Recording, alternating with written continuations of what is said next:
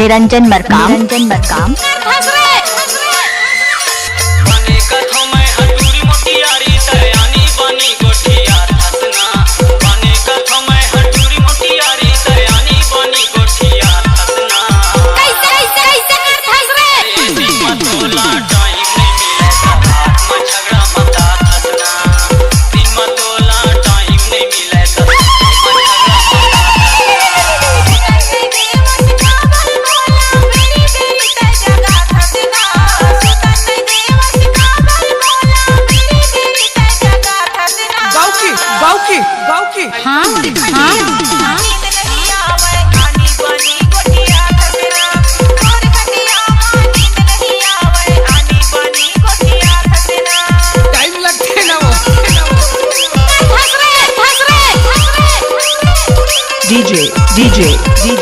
DJ Niranjan Markam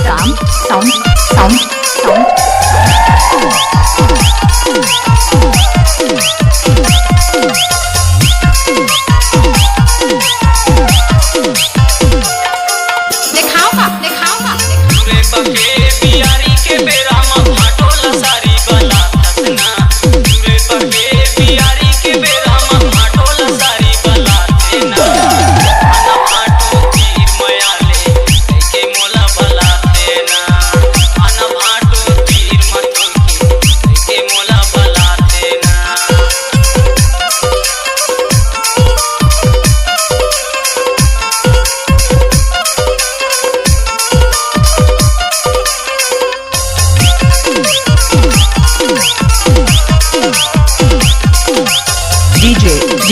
DJ Niranjan Markam sound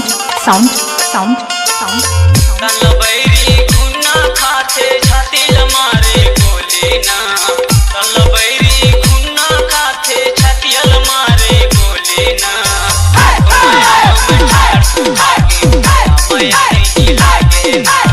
और माया में ठाड़ सुहागी माया नहीं लागे ना